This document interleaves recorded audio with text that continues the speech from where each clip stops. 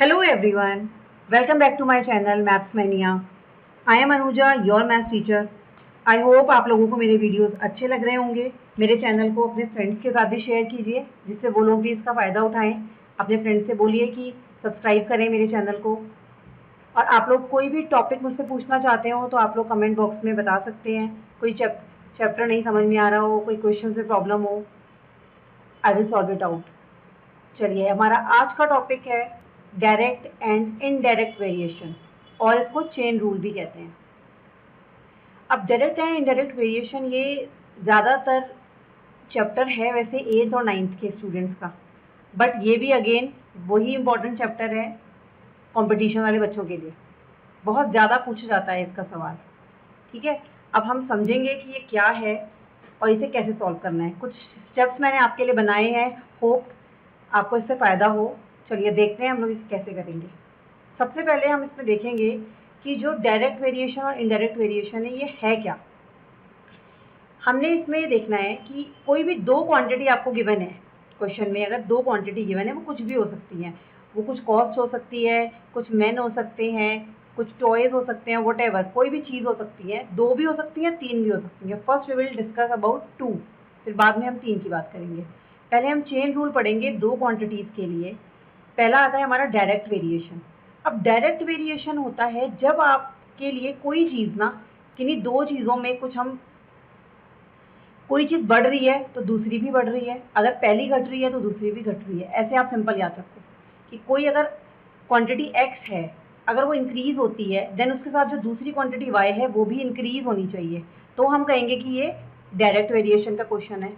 और अगर इनडायरेक्ट की बात करें तो इसमें ये है, अगर कोई चीज़ बढ़ रही है दूसरी घटेगी, या कोई घट रही है दूसरी बढ़ेगी, मतलब उनका ऑपोजिट हो गया, वो इनडायरेक्ट वेरिएशन है। इनमें हम लोग एरोज का बहुत बड़ा रोल होता है। हम लोग एरो यूज़ करते हैं, प्रोपोर्शन मेथड भी बोलते हैं इसको, कि जब आप डायरेक्ट वेरिएशन की बात कर रहे हो तो आप एरो को सेम डायरेक्शन में लगाओगे, चाहे आप ऊपर को लगाओ चाहे नीचे को लगाओ, इससे कोई फर्क नहीं पड़ता है। ऐसे ही इनडायरेक्ट वेरिएशन में आप एरो हेड को ऑपोजिट कर दोगे, एक ऊपर जाएगा एक नीचे, या एक नीचे एक ऊपर। तो अब इन्हें सॉल्व कैसे करना है, इनको मैंने कुछ स्टेप्स बनाए हैं, चलिए देखते हैं। फर्स्ट स्टेप, सबसे पहला स्टेप हमारा वैसे प्रॉब्लम्स में होता ही है कि just carefully read the question. तो when you will read the question you will find out कि वहाँ पर दो कोई ना कोई क्वांटिटीज़ हैं। There are two quantities. तो जब दो क्वांटिटीज़ हैं उनकी बात हो रही है, पहले आपने वो क्वांटिटी फाइंड कर लेनी है कि वो क्या है। जैसे हम एग्जाम्पल देखते हैं कि if 15 toys cost ₹234, how much will 35 toys cost. तो यहाँ पर दो क्वांटिटीज़ क्या हैं, टॉयज हो गया और एक अमाउंट हो गया। ठीक है, तो on carefully reading we find that there are two quantities, that is number of toys and amount. Next step में हम क्या फाइंड करेंगे कि one of the quantity will have two quantity values. अब इसमें ना दो क्वांटिटी है, जैसे एग्जांपल हम यही वाला ले लेते हैं। इसमें देखिए if 15 toys cost ₹234, how much will 35 toys cost. तो इसमें दो बार बात होगी एक क्वांटिटी की, और एक क्वांटिटी एक ही बार बात होगी। ठीक है, तो 15 टॉय 35 टॉय एंड कॉस्ट है उसकी ₹234। तो number of toys have to values, that is 15 and 35, and amount has one value. तो एक तो स्टेप इसका दूसरा ये हो गया, पहले आपने दोनों क्वांटिटी ढूंढी, फिर उनका ये वाला ढूंढा। नेक्स्ट हमारा आता है आइडेंटिफाई द रिलेशनशिप। अब इनका रिलेशन देखिए आप कि ये डायरेक्ट वेरिएशन में आएंगे या इनडायरेक्ट में आएंगे, इनका आपस में कैसा रिलेशन है, मतलब एक चीज़ बढ़ेगी तो दूसरी बढ़ेगी या घटेगी। चलिए देखते हैं। If here if number of toys increases, अब देखिए टॉयज 15 से 35 हो रहे हैं, तो आप ये बताओ कि the amount will also increase और नॉट। 15 टॉयज जितने के भी हैं, तो जब ज़्यादा टॉयज खरीदने जाएंगे the amount will increase obviously. तो and if number of toys decrease the amount will also decrease. तो ये तो हमें पता लग गया कि this is the question for direct variation. Yes, now अब इसका स्टेप है 4 कि कैसे करना है इसको। तो आपको सबसे पहले एक टेबुलर फॉर्म बनानी है, हमें एक ऐसे टेबल बनानी है।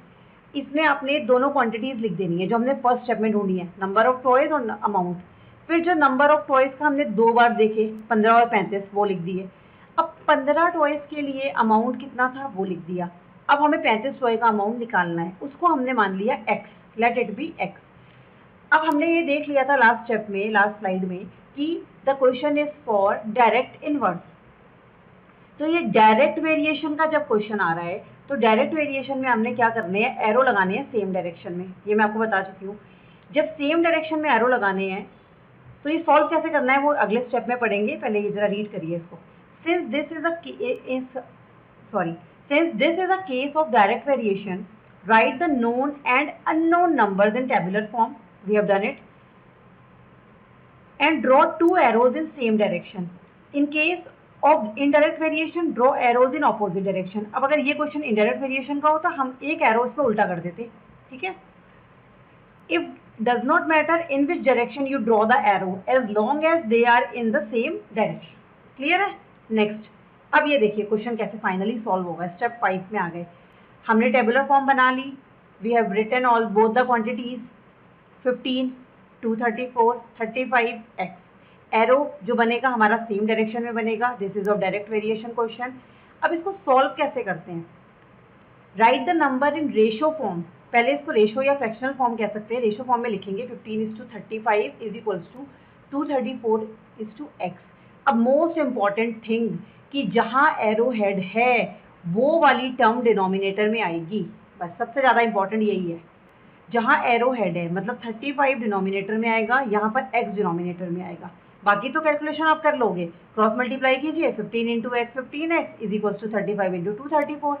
फिर आपने इसे कैंसिलेशन करना है, सॉल्व करना है। x की वैल्यू आ जाएगी 546। This is the method you can solve any type of question. Clear? तो इसके हमने 5 मेथड देखे। पांचों में सबसे पहले हमने फाइंड आउट करा कि 2 क्वांटिटीज होती हैं। फिर दोनों क्वांटिटीज में हमने ये सेकंड चीज़ देखी कि एक क्वांटिटी की बात 2 बार हो रही है, एक की एक चीज़ निकालनी है। नेक्स्ट हमने क्या किया, उसका रिलेशन चेक किया कि डायरेक्ट है या इनडायरेक्ट वेरिएशन है। देन हमने एरो पुट किए एंड हमने फिर फाइनली इसको सॉल्व किया। क्लियर? चलिए एक क्वेश्चन और देखते हैं। अब देखो क्वेश्चन बस इतना सा ही है, वो मैंने 5 स्टेप आपको समझाने के लिए किए थे। अब एक क्वेश्चन है ये, if 36 men can do a piece of work in 25 hours, men and hours, 2 quantity मिल गई, लिख दी हमने टेबुलर फॉर्म बना के। Yes, how many hours will 15 men do? अब 15 एंड 36 2 बार मैन आ रहे हैं। 36 मैन है, 15 मैन है। ये तो देख लिया हमें डिक्रीज हो रहा है। अब हम चेक करेंगे कि आवर्स भी डिक्रीज होंगे या इंक्रीज होंगे। वेरिएशन चेक करिए। तो 36 मैन किसी काम को 25 दिन में 25 घंटों में करते हैं। तो ये तो आपको पता है कि 15 जो लोग हैं वो ज़्यादा टाइम लेंगे, ठीक है ना। तो इसका मतलब रिलेशन तो सेम नहीं है। अगर ये घट रहा है तो ये बढ़ रहा है, तो दैट मीन्स एरो कैसे बनेंगे, ऑपोजिट डायरेक्शन में। अब कैलकुलेशन करने के लिए आपने क्या करना है, एरो हेड को डिनोमिनेटर में लगाना है। बस ये ध्यान रखिए कि 36/15 is equals to x upon 25। 25 कहाँ आएगा, डिनोमिनेटर में, because arrow head in the denominator. Clear हो गया? इसको सॉल्व करो क्रॉस मल्टीप्लिकेशन से। 36 into 25 is equals to x into 15। x की वैल्यू निकाल लीजिए, सॉल्व कीजिए, 60 आवर्स इज द आंसर। तो करना बस इतना ही है, पर अगर आपने 5 स्टेप फॉलो कर लिए you will find out the answer. I hope ये क्लियर हो गया होगा। अब हम लोग सीखेंगे चेन रूल फॉर 3 क्वांटिटीज। अब अगर 3 क्वांटिटीज आ जाएं, अगर 2 वाला समझ में आ गया, ये बहुत जल्दी आने वाला है। चलिए देखिए, if the wages for 6 men for 15 days is ₹2100, what is this? Wages दे रखे हैं, मैन है एंड डेज है। 3 क्वांटिटीज मिल गई हैं हमें, man, days, wages. Find the wages for man 9 men for 12 days। अच्छा, अब जो चीज़ निकालनी है, एक चीज़ ये देखना है, वो हमारी राइट साइड में आएगी लास्ट में, ठीक है। अब ये टेबुलर फॉर्म में हमने 3 ब्लॉक बनाने हैं, man, days and wages. 6 man है, 15 डेज है, 2100 वेजेस है। 9 मैन है, 12 डेज है, एक्स वेजेस मान लिए हमने। Let the salaries x for that. अब ये देखेंगे हम कि अब इनके रिलेशन चेक करना है। रिलेशन तीनों का एक साथ चेक नहीं हो पाएगा, पहले आप करोगे मैन और डेज का। अभी वेजेस को साइड कर लीजिए, वेजेस को अभी छोड़ो, भूल जाओ। अभी मैन और डेज का रिलेशन चेक करो। देखो, जब 6 मैन हैं, 6 से 9 पे आए, अगर मैन बढ़ रहे हैं तो क्या हो रहा है, डेज डिक्रीज हो रहे हैं। ये तो गिवन ही है क्वेश्चन में। 15 से 12 हो गए, तो दैट मीन्स वेरिएशन तो क्या है, इनडायरेक्ट है। एरो कैसे बनेंगे, उल्टे बनेंगे। क्लियर है? एक नीचे है तो एक ऊपर हो गया। अब आपने ये डेज वाला 2 मिनट भूल जाओ। अब आप मैन को चेक करो वेजेस के साथ। तो 6 मैन के लिए 2100 पैसे मिल रहे हैं 6 आदमियों को। तो 9 आदमियों को कितने मिलेंगे, ज़्यादा मिलेंगे कि कम मिलेंगे? ज़्यादा मिलेंगे ना, जब 6 को 2100 रुपये मिल रहे हैं तो 9 को ज़्यादा पैसे मिलेंगे। देन ये हो गया डायरेक्ट वेरिएशन, तो इसका और इसका एरो सेम आएगा। क्लियर हो गया। अब इसे सॉल्व कैसे करते हैं? सॉल्व करने का मेथड भी वही वाला है जो हमने पीछे किया। यहाँ आपको क्या करना है, 6/9, फिर रेशो लेना है सेकेंड वाला, बीच वाला कितना। अब इसमें भी वही है, denominator will be on, arrow head वाला डिनोमिनेटर होना है बस। 12/15 एंड 2100/x ये आ जाएगा इक्वल में। क्लियर है। इन दोनों का ratio equal to this. Clear. 6/9 is equal to 12/15, sorry 6/9 is to 12/15 is equal to 2100/x।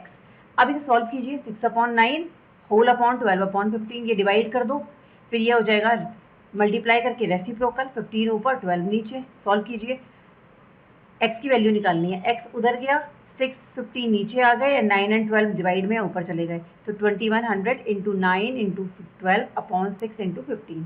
Solve करो, 3 की टेबल से कट जाएगा ये। ठीक है। देन 15 से 2100 कैंसिल हो जाएगा। अब आपने सॉल्व किया, x की वैल्यू आ जाएगी 2520 rupees. Yes, you can check also. Clear है। Make a note. नेक्स्ट हम लोग बढ़ते हैं, एक और क्वेश्चन देखते हैं। If 15 men working 9 hours a day can reap a field in 16 days, ठीक है। 15 men working 9 hours a day can reap a field in 16 days. Men, hours, days, 15 आदमी 9 घंटे लेते हैं, ठीक है ना, 16 दिन में वो खेत को रीपते हैं। अगर if in how many days will 18 men reap the field working 8 hours a day, अगर एक दिन में 8 घंटे वो काम करेंगे तो उन्हें कितने दिन लगेंगे। ठीक है। तो men hours days हमने मान लिया, left x days they will take। तो अब मेथड क्या है, 15 मैन है, 9 आवर्स है, 16 डेज है, 18 मैन है, 8 आवर्स है, x डेज है। फिर से वही करना है, पहले वेरिएशन चेक करेंगे आप x मैन और आवर्स के लिए। तो मैन कितना है, 15 से 18 हुआ, मतलब जब आदमी बढ़ गए तो घंटे कम हो गए, ऑब्वियस सी बात है। ज़्यादा आदमी काम को जल्दी कर लेंगे ना, तो आवर्स कम हो गए हैं, तो एरो कैसे हो गया, ऑपोजिट हो गया। क्लियर है। ये दोनों इनडायरेक्ट वेरिएशन में है। नेक्स्ट चेक करिए मैन और डेज का। इसमें भी ऑब्वियस है कि 15 आदमी अगर 16 दिन में करते हैं तो 18 आदमी तो जल्दी करेंगे, है कि नहीं। तो क्या हो गया, ये भी इनडायरेक्ट वेरिएशन हो गया, एरो आ गए उल्टे। अब सॉल्व कैसे करना है, 15/18 ऐसे ही लिखना है। अब इस टू रेशो का साइन पर 8/9 हो जाएगा, क्योंकि डिनोमिनेटर में एरो हेड आएगा, और इक्वल टू x/16 हो जाएगा। ये देखिए 15/18 is to 8/9 is equals to x/16. After solving what will we get, 15/18 का होल अपॉन कर लो 8/9, x/16 डिवाइड में लिख लो, फिर क्या हो जाएगा, रेसिप्रोकल होके 8/9 बन गया 9/8। तो कैंसिल चाहो तो यहीं पर कर लो, 9 2 18, वरना यहाँ पे सॉल्व कर लेते हैं हम। ठीक है, देखो 9 2 18, 8 2 16, अब 15 2 30, और 2 से नीचे वाला कट गया 2, तो 30/2 आ रहा था, वो हो गया 15 डेज, या यहीं पे कैंसिलेशन हो गया। ठीक है, क्लियर है।